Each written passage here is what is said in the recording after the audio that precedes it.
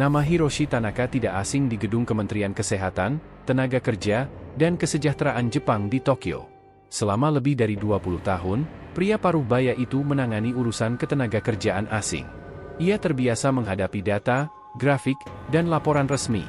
Namun pagi itu, dari balik jendela lantai 7, yang ia lihat bukan sekadar angka. Di bawah gedung kementerian, ribuan orang berkumpul. Spanduk-spanduk bertuliskan penolakan terhadap imigran dibentangkan.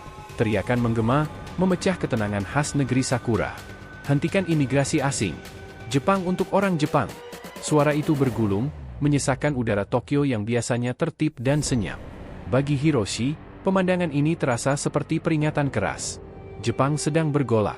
Dalam beberapa bulan terakhir, gelombang protes anti-imigran terus membesar.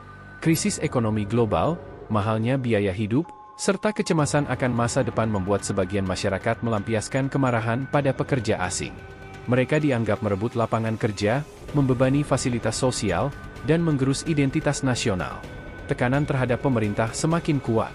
Parlemen dipenuhi perdebatan panas. Media menyorot tajam kebijakan imigrasi. Jepang, negara yang sejak lama berhati-hati menerima orang asing, kini berada di persimpangan sulit, menutup pintu atau menghadapi kekurangan tenaga kerja yang kian parah akibat populasi menua. Namun di balik hiruk-pikuk itu, ada cerita lain yang jarang terdengar dari jalanan. Ribuan kilometer dari gedung kementerian, di sebuah panti jompo di Saitama, seorang pria Indonesia bernama Rizal Pratama sedang membantu seorang lansia Jepang bangun dari tempat tidur. Dengan bahasa Jepang sederhana namun penuh hormat, ia berbicara pelan, memastikan pasiennya merasa aman. Rizal adalah bagian dari gelombang tenaga kerja Indonesia, TKI, yang datang ke Jepang melalui program resmi. Setiap hari, ia bekerja dalam keheningan, jauh dari sorotan kamera dan teriakan massa. Ia tidak tahu bahwa di pusat kota Tokyo, masa depan pekerja asing seperti dirinya sedang diperdebatkan dengan nada keras. Kembali ke Tokyo, Hiroshi Tanaka membuka laporan terbaru di meja kerjanya. Di tengah tekanan publik, ia harus memberikan rekomendasi kepada menteri. Laporan itu memuat data produktivitas, tingkat pelanggaran hukum, dan tingkat kepuasan pemberi kerja terhadap pekerja asing dari berbagai negara. Angka-angka itu berbicara jujur. Di saat sebagian kelompok imigran mencatatkan tingkat konflik dan pelanggaran yang tinggi, pekerja asal Indonesia justru menunjukkan statistik berbeda. Tingkat kepatuhan tinggi, kasus kriminal sangat rendah, produktivitas stabil. Di sektor-sektor krusial seperti perawatan lansia, manufaktur, dan pertanian, kehadiran mereka dinilai vital. Hiroshi menghela napas panjang. Ia tahu, keputusan yang akan diambil pemerintah tidak akan populer. Membela pekerja asing di tengah amarah publik adalah langkah berisiko. Namun mengabaikan fakta di lapangan bisa berakibat lebih fatal. Sore itu, di ruang rapat kementerian, Hiroshi berdiri di hadapan para pejabat senior. Di luar, suara demonstran masih terdengar samar. Dengan suara tenang namun tegas, ia menyampaikan satu kalimat yang akan menjadi awal dari konflik besar. Tidak semua imigran bisa disamaratakan. Ada kelompok pekerja asing yang justru menjadi penopang utama negeri ini. Beberapa kepala menoleh. Beberapa wajah menegang. Dan saat nama Indonesia disebut dalam rapat itu, tidak ada penyangkalan. Semua tahu, di tengah kekacauan Jepang yang kian memanas, ada satu kelompok pekerja asing yang justru sedang dipertimbangkan untuk dipertahankan, apapun risikonya. Sementara di Saitama, Rizal Pratama menutup hari kerjanya dengan membungkuk sopan kepada pasiennya. Ia tidak tahu bahwa nasibnya, dan ribuan TKI lain, kini berada di pusaran keputusan besar yang akan mengguncang Jepang. Dan inilah awal dari kisah yang akan mengungkap mengapa, saat banyak imigran ditolak, TKI Indonesia justru dibela mati-matian oleh pemerintah Jepang. Pagi di Tokyo tidak lagi terasa seperti biasanya. Di sekitar gedung parlemen, barikade polisi diperbanyak. Jalan-jalan utama ditutup sementara. Media nasional dan internasional memenuhi trotoar, menunggu pernyataan terbaru pemerintah Jepang terkait kebijakan imigrasi. Suasana tegang itu menjadi rutinitas baru dalam beberapa pekan terakhir.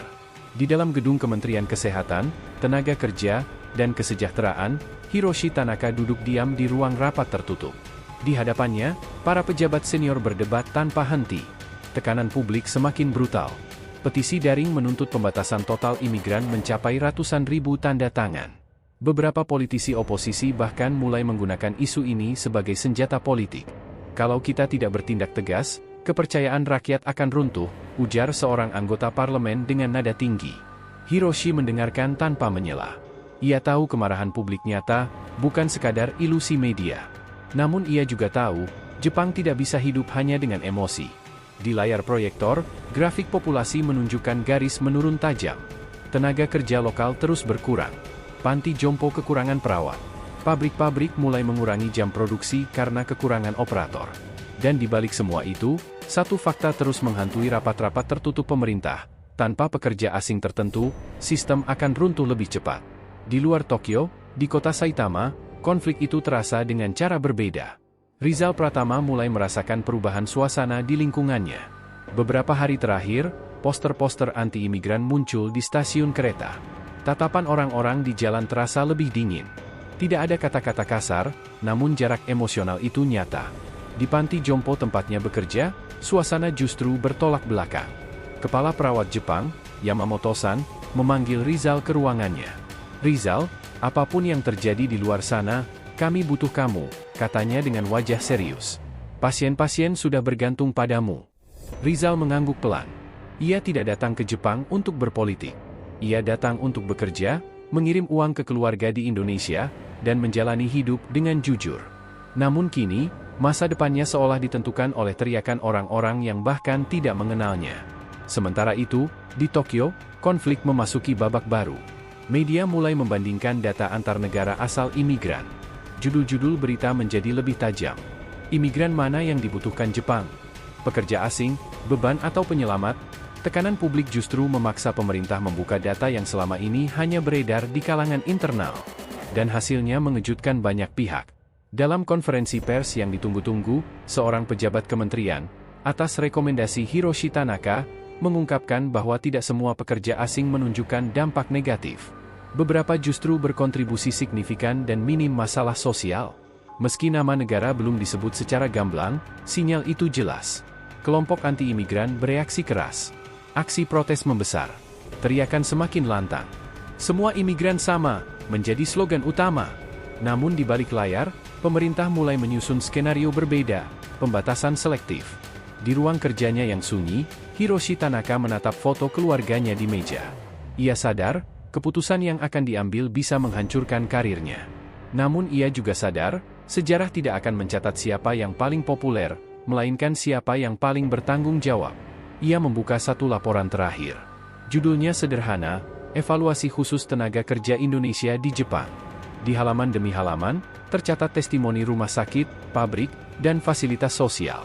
Kata-kata seperti disiplin, rendah konflik, dan cepat beradaptasi berulang kali muncul. Tidak ada romantisasi, hanya kenyataan di lapangan. Malam itu, Hiroshi menandatangani rekomendasi kebijakan yang akan mengguncang Jepang. Isinya jelas, tidak semua imigran akan diperlakukan sama. Sementara di Saitama, Rizal pulang dengan langkah lelah. Ia menatap langit malam Jepang yang tenang, kontras dengan kekacauan di pusat kekuasaan. Ia tidak tahu apa yang akan terjadi besok. Namun satu hal pasti, nasibnya kini menjadi bagian dari pertarungan besar antara emosi publik dan kebutuhan negara. Dan di tengah tekanan yang kian memanas, Jepang bersiap mengambil sikap yang akan mengundang kemarahan sekaligus pengakuan dunia, membela tenaga kerja Indonesia, meski badai penolakan belum reda. Hari itu, Tokyo terasa lebih tegang dari biasanya. Sejak pagi, kamera televisi berjajar di depan gedung Kementerian Kesehatan, Tenaga Kerja, dan Kesejahteraan Jepang. Wartawan dari berbagai negara menunggu satu momen penting, konferensi pers yang disebut-sebut akan menentukan arah kebijakan imigrasi Jepang. Di ruang tunggu internal, Hiroshi Tanaka merapikan berkas-berkasnya. Wajahnya tampak tenang, namun di balik itu, pikirannya penuh risiko. Ia tahu, keputusan hari ini akan mengubah segalanya. Tidak ada lagi ruang abu-abu. Pemerintah harus menyebut nama secara terbuka. Ketika pintu ruang konferensi terbuka, suara kamera memecah kesunyian. Hiroshi duduk di barisan depan bersama pejabat tinggi kementerian. Seorang juru bicara mulai membaca pernyataan resmi. Kalimat demi kalimat disusun hati-hati, seolah setiap kata bisa memicu ledakan emosi. Pemerintah Jepang melakukan evaluasi menyeluruh terhadap tenaga kerja asing yang bekerja di berbagai sektor vital. Ruangan hening. Semua menunggu. Berdasarkan data dan laporan lapangan, terdapat kelompok pekerja asing yang memberikan kontribusi luar biasa, tingkat kepatuhan tinggi, serta minim konflik sosial. Beberapa wartawan saling pandang. Mereka tahu, ini bukan pidato biasa. Lalu, kalimat yang selama ini ditahan akhirnya diucapkan dengan jelas. Tenaga kerja Indonesia. Suasana langsung berubah. Beberapa jurnalis spontan mengangkat tangan. Flash kamera menyala tanpa henti. Nama Indonesia yang disebut secara terbuka seolah menjadi percikan api di tengah bensin sosial Jepang. Di luar gedung kementerian, kerumunan massa yang menyaksikan siaran langsung melalui layar raksasa langsung bereaksi. Sebagian berteriak marah, menuduh pemerintah pilih kasih. Sebagian lain terdiam, terkejut dengan keberanian pernyataan itu. Sementara itu, ratusan kilometer dari pusat kekuasaan, di sebuah panti jompo di Saitama, Rizal Pratama sedang menyuapi makan siang seorang nenek berusia 80 tahun. Televisi di ruang bersama menyiarkan konferensi pers tersebut. Ia tidak terlalu memperhatikan, hingga kata, Indonesia, terdengar jelas. Rizal terhenti sejenak. Tangannya gemetar.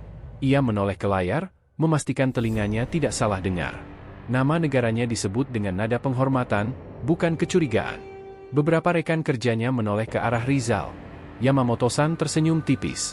Sepertinya pemerintah akhirnya berbicara jujur, katanya pelan. Namun kejujuran itu datang dengan konsekuensi besar.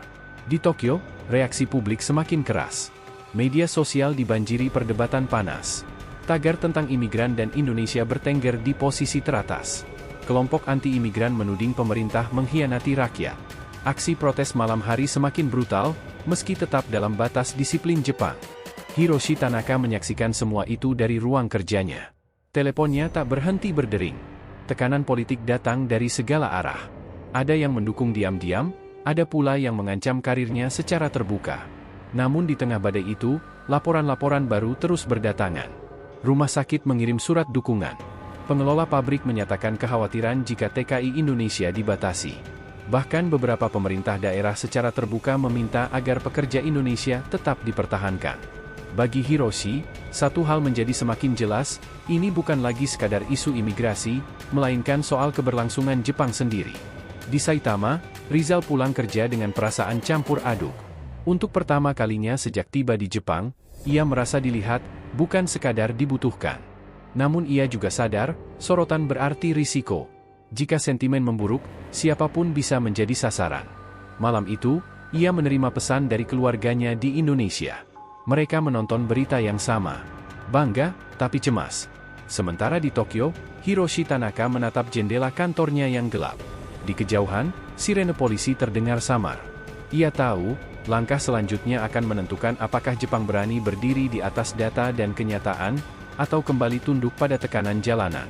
Dan saat nama Indonesia terus diperbincangkan di seluruh negeri, Jepang memasuki fase paling berbahaya, saat kebenaran diuji oleh amarah massa. Hujan tipis menyelimuti Tokyo pagi itu, seolah ikut meredam panasnya emosi publik yang belum juga surut. Di depan gedung kementerian, jumlah demonstran memang berkurang, namun sorot mata mereka tetap keras. Jepang belum sepenuhnya tenang.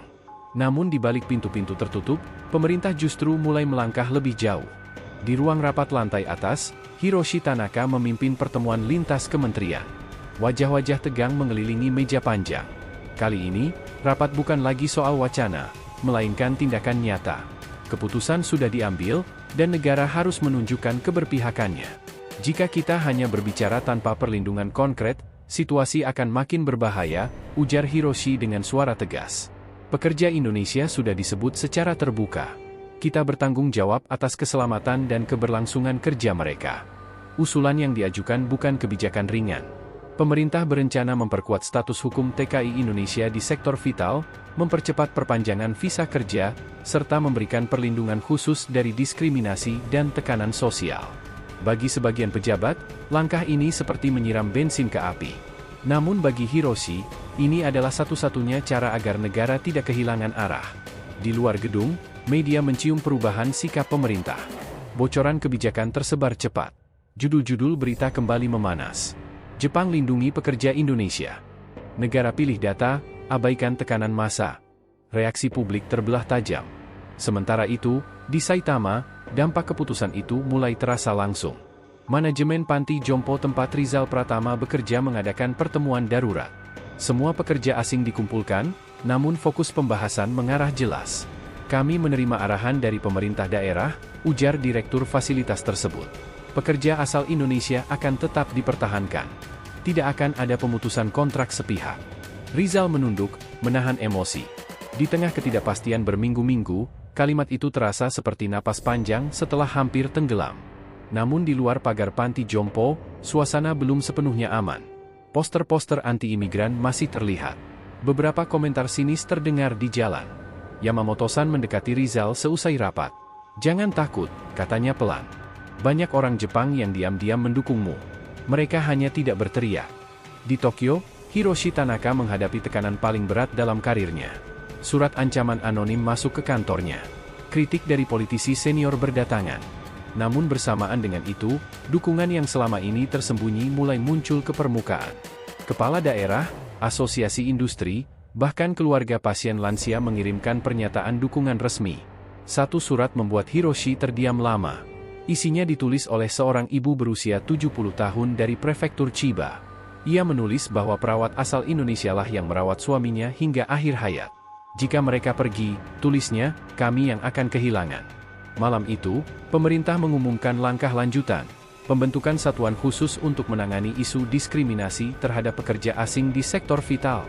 Meski tidak disebutkan secara eksklusif, semua orang tahu siapa yang menjadi fokus utama kebijakan ini. Di Saitama, Rizal pulang kerja dengan perasaan berbeda. Ia masih berhati-hati, namun ada rasa aman yang mulai tumbuh.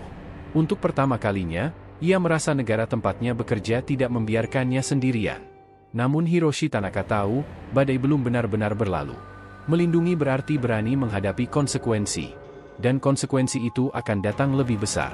Saat malam menyelimuti Tokyo, Hiroshi berdiri di balkon gedung kementerian. Lampu kota berkelip, indah sekaligus rapuh. Ia sadar, keputusan pemerintah kini telah mengubah konflik menjadi ujian keberanian negara. Pagi itu, Tokyo terbangun dalam ketegangan yang berbeda. Tidak ada teriakan besar, tidak ada kerumunan masif di depan gedung kementerian. Justru ketenangan itulah yang terasa mencurigakan. Seolah Jepang sedang menahan napas, menunggu satu keputusan akhir yang akan mengunci masa depan kebijakan imigrasinya. Di ruang sidang kabinet, Hiroshi Tanaka duduk tegak, membawa map biru yang telah menemaninya selama berminggu-minggu. Isinya bukan hanya data dan laporan, melainkan juga pilihan moral. Di hadapan Perdana Menteri dan para menteri senior, ia tahu, inilah titik puncak dari semua konflik. Tekanan publik memang nyata, kata Hiroshi, memecah keheningan. Namun jika kita menyerah pada kemarahan, kita akan mengorbankan sektor-sektor vital negeri ini. Ia memaparkan dampak nyata jika pekerja Indonesia ditarik atau dibatasi. Panti jompo akan kekurangan perawat. Produksi pangan terganggu. Industri kecil akan lumpuh. Semua itu bukan prediksi, melainkan simulasi berdasarkan kondisi lapangan. Ruang sidang sunyi. Tidak ada interupsi. Beberapa jam kemudian, keputusan itu diambil. Pemerintah Jepang secara resmi mengumumkan kebijakan selektif dan berbasis kontribusi, dengan tenaga kerja Indonesia sebagai salah satu kelompok yang dilindungi dan diprioritaskan dalam sektor-sektor penting. Pernyataan itu disiarkan langsung ke seluruh negeri. Reaksi datang seketika. Kelompok anti-imigran mengeluarkan kecaman keras. Namun kali ini, suara mereka tidak lagi sendirian. Masyarakat yang selama ini diam mulai berbicara. Keluarga pasien, pengusaha kecil, dan pemerintah daerah menyampaikan dukungan terbuka. Di Saitama, Rizal Pratama menyaksikan siaran pengumuman itu di ruang istirahat Panti Jompo. Saat kata-kata, perlindungan tenaga kerja Indonesia, diucapkan, ia menunduk, menahan haru. Perjuangannya yang sunyi, jam-jam kerja panjangnya, kini terasa diakui. Seorang pasien lansia menggenggam tangannya. "Kamu boleh tetap di sini," ucapnya dengan suara gemetar. Kalimat sederhana itu lebih berarti dari ribuan slogan politik. Di Tokyo, Hiroshi Tanaka keluar dari gedung kementerian dengan langkah pelan. Tidak ada tepuk tangan. Tidak ada perayaan. Hanya kesadaran bahwa ia telah memilih jalan yang tidak mudah. Namun ia juga tahu, Jepang hari ini telah menunjukkan wajah aslinya, negara yang mampu berdiri di atas data dan kemanusiaan, bukan ketakutan. Hari-hari berikutnya, situasi berangsur mereda. Protes masih ada, namun intensitasnya menurun. Media mulai mengubah sudut pandang. Dari ancaman imigran, menjadi peran pekerja asing yang tak tergantikan. Nama Indonesia kini disebut bukan sebagai masalah, melainkan sebagai mitra. Rizal kembali menjalani rutinitasnya. Ia tetap bekerja dalam diam, tetap mengirim uang ke kampung halaman, tetap hidup sederhana. Namun ada satu perbedaan besar, rasa aman. Ia tahu, selama ia bekerja dengan jujur, negara tempatnya berpijak tidak akan dengan mudah melepaskannya. Sementara itu, Hiroshi Tanaka menerima pesan singkat dari seorang kolega lama.